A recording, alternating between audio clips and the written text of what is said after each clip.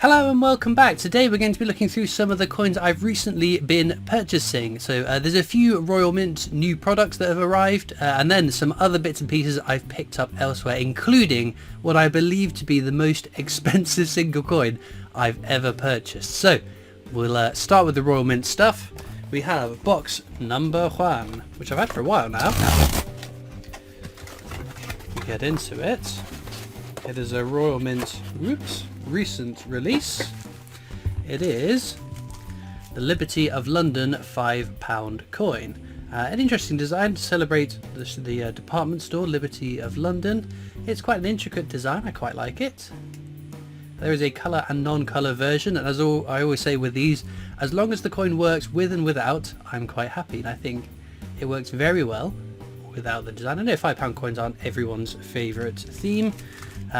We then have the version with colour, and initially I thought, oh, that's a bit garish, but the more I looked into it, Liberty made its name importing, I think it was Asian fabric designs, and so it's all very colourful and floral.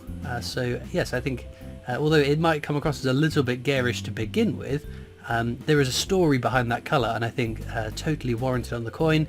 I think it looks lovely on the coin, and again, it tells more of the story of Liberty of London with that with the colour on it too. So very happy with that. Not my favourite design of the year, but definitely a good one. I always say this a bazillion times. Whenever a new design comes out, I like to contrast it to what I consider to be one of the worst designed coins of recent years, which was the Harry Potter and the Black Lake, and I think this works much better than that. We then have silver proof, and with silver proofs, always double check. I don't think I actually checked with these ones that it is sealed up, so there's a slight bit of give there, so I've just turned it a little bit more just to make sure it's sealed shut. It seems to help with toning, at least from my own perspective. When I've done that with the more recent coins, they have shown much less signs of toning. It's quite frustrating that, yes, we all get silver tones. That's just what silver does. It's a natural process. But when it starts going orange and brown within a year, 18 months of having it, it's not ideal. But no, again, very happy with that design. Very, very nice. What number have we got here? Number 364. It's always nice getting lower numbers. It depends who you ask. Sometimes people say it matters, sometimes people say it doesn't matter. They're randomly assigned, or they are assigned in batches, so number 364 might not be the 364th one struck. It's just that's where the certificate went to. Limited edition in this presentation, 1,875. The actual mintage is 10 more. I assume that's 10 that go to the trial of the picks. But that's what's keeping me going with £5 coins. I keep telling myself, right, this year we're not going to buy £5 coins and 1 ounce silver proofs. But when they come up with a mintage that low, I just can't help myself. It's got to be done, right? Very cool. Well, it's a coin I definitely like. As I said, not a contender for coin of the year, but definitely a positive design. I'm happy with that. So, moving on. Box number 2. It's the enormous box. I thought, what have I ordered here? We'll get into it. I'm not sure it warranted such a big box, but there we go. We have a lot of empty space in there. Ooh, there's one more bit lurking in the bottom. Zog. I also want to mention so there is a plastic film over these coins. It was all very standard, and then they changed it last year, and it was sort of opaque. You could tell it was sort of recycled plastic. And I think these plastic sleeves aren't designed, or the Royal Mint aren't thinking about, oh, coin collectors will keep it in this plastic. They'll probably take it out and have a look at the coin and keep the coin just in the folder. But the plastic was just sort of not much thought put into it. So that recycled packaging they were using was really horrible, and it was really opaque, and I didn't like it, and many collectors didn't. Again, it still feels like it's recycled, but it doesn't feel or seem as opaque as other ones. And I know we're not packaging collectors, but just a bit of positive praise that there seems to have been a bit of a change in the packaging used, and I think it's for the good. So Zog, what is a Zog? The Zog is another book written by Julia Donaldson, same person who wrote the Gruffalo series, and this is I guess a continuation of the Gruffalo-verse. Is that a thing? The Gruffalo-verse? Again, version with, oh sorry, without and with colour. I think it looks nice. Looks absolutely fine with and without colour. Again, the colour adds a dimension to it but doesn't take away from the design. It still looks lovely without the colour. Of course, we continue down the track of 50p's not being minted for circulation, but that's where we are. We've been in this territory for quite a while. This is nothing new. Silver proof. Again, I love it, these silver proofs where in the Perspex box there's designs around it which sort of add to the design. Very nice. And again, with the silver proofs, the details are just a little bit more crisp. But no, again, very, very cool. So you can take the box out. It's in a capsule in here. I wouldn't open the capsule, but it's a little bit crooked. Still a little bit crooked, but there we go. Very, very nice. What number on this silver we get? Oh, look at that! 2,000 on the dot. Maximum mintage 3,500. Again, still relatively low when you look at, say, some of the Beatrix Potter characters. 2017 and 2018's mintage figures, much more reduced. Far fewer of these were made than some of the other 50p's, and I think that's a good thing, especially if the Royal Mint are expecting us to buy many, many more coins a year than we usually would. Having a low mintage, again, is a little bit more of a clincher and a bit more persuasive to get my wallet out. And of course, there's a little gold dot as well. 1/40th of an ounce. As I keep saying, this is a terrible way to invest in gold. If you're investing in gold, don't buy these. I think, though, that they are lovely. I really think they're cool. To shrink down that design to such a small scale, look, it's smaller than my little fingernail. They're getting a bit expensive now, but there we go. So I guess I've said many times before, I don't buy coins as an investment. I buy coins because I want them for my collection. Am I overpaying on this? Probably. Are there smarter ways to invest? Of course, but this isn't an investment. I just want them for my collection. Limited edition 1,000. Again, another 10 that went to the, I guess, the trial of the picks. But no, I think it's very, very cool. I can add it. I tell you, by the end of this year, I'll have an ounce of gold, and I'll have paid 3 times what I should have bought. Should have paid for it. Right, pop you off to the side. Last Royal Mint package is this one here. Again, one I was quite excited to receive. One we have already seen this year.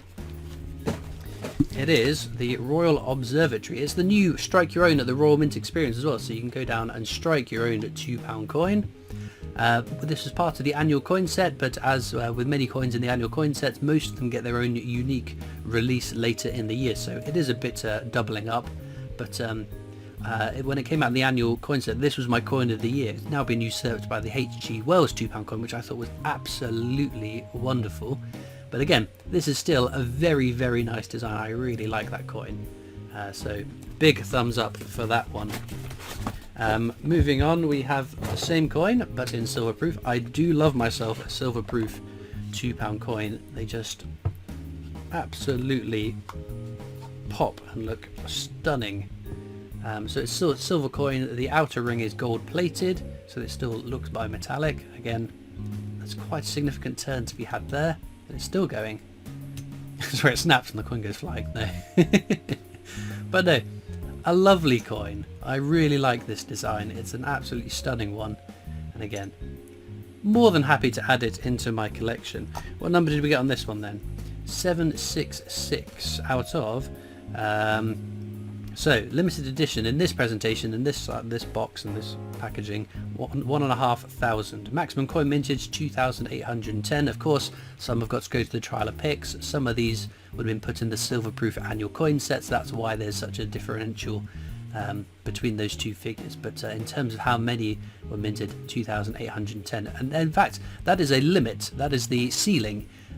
Depending on how well these sell, if they don't sell out, the number could end up being less than that, but we won't know for about 3 or 4 years when the sales figures come out. So yeah, these maximum mintages, they are, as ever, a ceiling, not a guaranteed number. So it won't be more than that, but it could be less than that. So information that we'll have to wait and see and be updated. But that is all my Royal Mint ones that I have purchased recently. We're going to get into some interesting stuff now. The first one, I'm a bit... I got suckered into this one. I bought this at auction and I got stung. Oh, did I get stung. But we learn from our mistakes, right? What is it then? It is the silver proof Pantomime coin collection. I didn't buy this brand new. I bought this at auction and I got it for what I thought was a reasonable price, but I didn't factor in buyer's premium because I'm stupid. I also didn't factor in the extraordinary cost of getting this sent from the auction house to me. It was unbelievable. I paid as much in shipping and buyer's premium that I did on the coin. So lesson learned: if you're buying at auction, do think about buyer's premium. But no, it's a cool set. Anything about limits? Oh, there we go. Edition limit 2019 of them. This is number 1177. I don't know if that's with these companies that aren't the Royal Mint, they tend to be a little bit more sneaky with their mintages, whether that is the actual limit. But no, that's Jack and the Beanstalk. What was the first one we saw? I don't know. Snow White and the Seven Dwarfs. This one is Cinderella. Yeah, it's not the greatest of condition, but that's fine. We'll treat this as a lesson learned. Dick Whittington. And again, it's dangerous because Guernsey, Jersey, Isle of Man, they produce some lovely coins. And I thought buying them at auction, I could get some really decent prices on them. And it was a decent price until I factored in all the additional costs. So yes, had I have known quite what that was going to cost me, probably wouldn't have bought that, but we live and we learn. Then another thing I bought at auction. I've had to stop myself looking at these auctions because there's always something nice on them. This is from the Royal Canadian Mint. I have a bit of a soft spot for the Royal Canadian Mint. I love their products. This is a beautiful fractional maple set. So it goes all the way from a 1 ounce 999 in terms of the purity. 2025. It's got this beautiful colour design on it. Oh, it's 60 years or something. 60 years of the maple? No, surely not. We haven't had 60 years of the maple, have we? But no, I just love the colour on it. Isn't that beautiful? Again, what I mean about adding to the coin but not taking away without the colour, because you can compare it. This is a ½ ounce. I think they both look very smart. So we've got a half. What else have we got? I assume a quarter. Yeah, quarter, 1/10, 1/20. So still, that is still double the size of my little gold dot. Yeah. 60th anniversary of the Canadian flag. Oh, that's what it is. So I did my research. I just thought, oh, pretty coin. Christopher want. Christopher buy. But no, got that auction. I did factor in buyer's premium and shipping and the cost of that, so I was quite happy with what I paid for that. I paid not a huge amount more than I should have. Right, let's put that away. And then another lovely Canadian thing I bought very recently. I got this for a margin over the silver price, but I fell in love with it. I saw it and fell in love with it. It's the what is it called? Big Coin series, which I now need to look into. If they've made more of them, this could have been an expensive purchase. So it is $1. Obviously, the Big Coin series, it has been scaled up. This is a 5 ounce, isn't it? Yeah, 5 ounce silver coin, and it's got this lovely rose gold plating to it. But it's a bit of a monster, a bit of a chunky piece of silver there.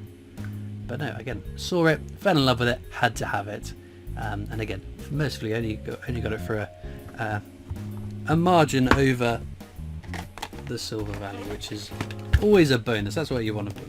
That's a much smarter investment than those little gold dots. And then the most expensive coin I have ever purchased is contained within this box. There's a bit of a giveaway.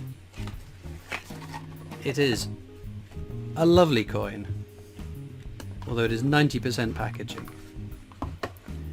So this is a gold proof 50p.